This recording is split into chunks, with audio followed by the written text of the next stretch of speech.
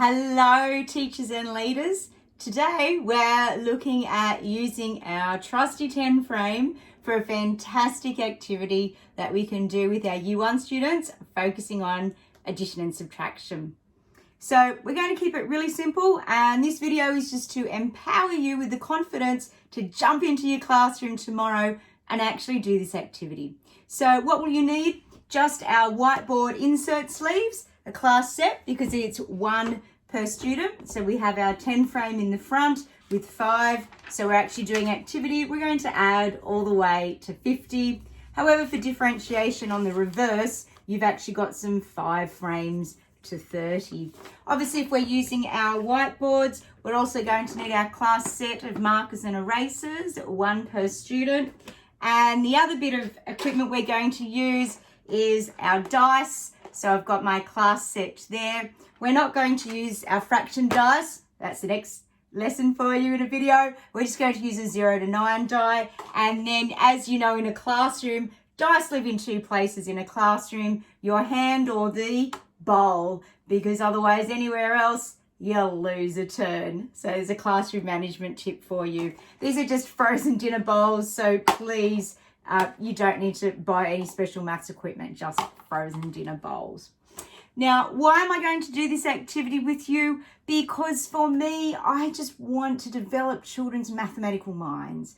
And to do this, I love children seeing the maths. So on the 10 frame, I love them hearing maths. Oh, I rolled a 5. I'm going to add 5 to my 6 dots I already have. Oh, that gives me 11. That's 1 more than 10. I can celebrate the 10. So I love them hearing about maths in that way. And then after that, they can talk like mathematicians and then write like mathematicians, though that's sometimes a little bit of a challenge for us once we send them back to tables. So today's task will be addition and subtraction, focusing on year 1. When we look at the New South Wales syllabus for the Australian curriculum, we're looking at stage 1, part 1, dot point 1. They've already learnt to use the terms add, plus, equals. Dot point 4, they've recognised the symbols for plus, minus, and equals. So this activity is not to explicitly teach those things. This is just a wonderful activity they can do back at tables to practice thinking, talking, and writing like a mathematician. Now, in order to do that, obviously there's some prior learning for that we need to consider. So in kindergarten, addition and subtraction would be looking at, they would have already done dot point 1, obviously, where they would have modelled addition by combining 2 or more groups of objects. Dot point 5 is beautiful, using visual representations of numbers, such as 10 frames. And then Em and the team did a fantastic job, and they've even got that little image in there for you of 10 frames for addition in dot point 6.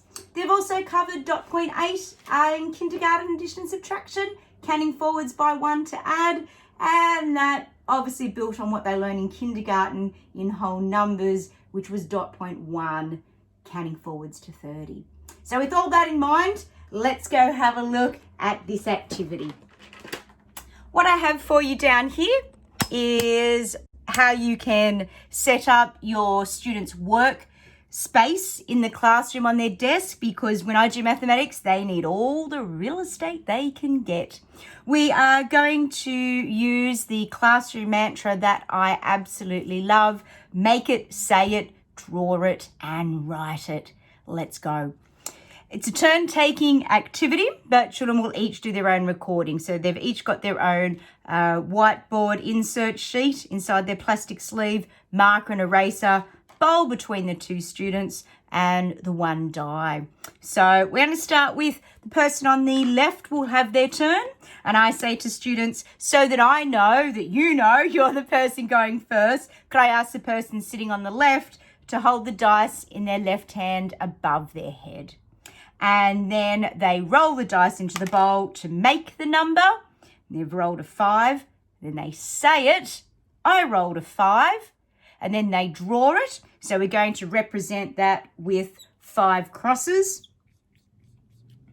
And then they write it. and they're going to describe the action. So we started with, I had nothing in my 10 frame, I got 5 more, and now I have 5 altogether or in total. The person on the right now has their turn. They make it, they say it. I rolled an 8, they draw it, and you'll notice I've started in the top left of the first line. If it was year 2, we'd say the first horizontal row, and I'm moving from left to right. I've got 5, I need 3 more, 6, 7, 8. Whether they describe that or they tell a story, there was no birds in the tree, some more flew in, now there's 8 flew in, 8 birds are in the tree. Person on the left now has their turn, and they've rolled a 6. Now, because we want to always reinforce part, whole, so we're going to alternate basically like noughts and crosses. So we're now going to represent our next number, the 6, with 6 noughts.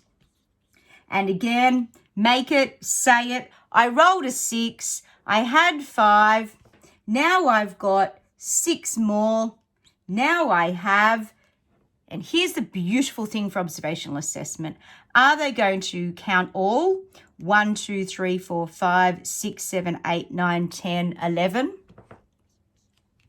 Are they going to go, well, I had 5 and then keep counting? 6, 7, 8, 9, 10, 11? Or are they going to see the 10ness and go, oh, I filled up my 10 frame. Oh, I get to celebrate the 10. Yay. And we box it to celebrate the 10. So in that way, they're actually seeing the 10 and 1 more rather than having to count. While they're doing the recording, the student on the right has their turn. Roll the dice to make it. They've rolled a 3. Remember the noughts and crosses.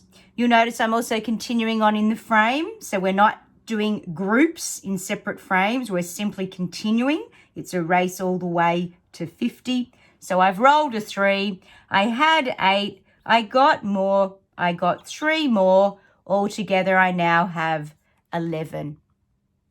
Let's check. I've got a group of 10. Yeah, I'm going to box it. Now, I know technically teachers that is a quadrilateral and it has 2 pairs of parallel sides, but they are not all equal. It does have a 90-degree angle or a right angle. Therefore, that quadrilateral is a rectangle. For the purposes of this activity, kids just love to celebrate the 10 by boxing it. However, for the upper grades, you can add all that technical language in. So certainly quadrilateral, which is our year 1 word. Play then continues and children simply take turns. So the person on the left, I rolled a 3. I've got 3 more. You'll notice I'm alternating between the noughts and the crosses. We want the children to see the parts of the total as we're progressing. So I had 11. If I add 3, altogether I now have a total of 14. As you're hearing me do this, teachers, you'll notice that I'm interchanging my language between technical language and a range of grade levels. So this time I've rolled a 3 again. What are the chances of that? Had 11. I'm going to add 3. My total is now 14. At this point, children usually get fascinated because they go, oh, look, you had 5, 11, 14. I got 8, 11, 14. We're both the same. And the dialogue, they get very excited. So we just continue. It's a turn-taking activity. And then to finish, the winner is the first person that fills up their whole page. I let the children decide, do you have to get the exact amount to win? Find that a little bit frustrating. Or is it just first past the post? Enjoy. Have a great lesson.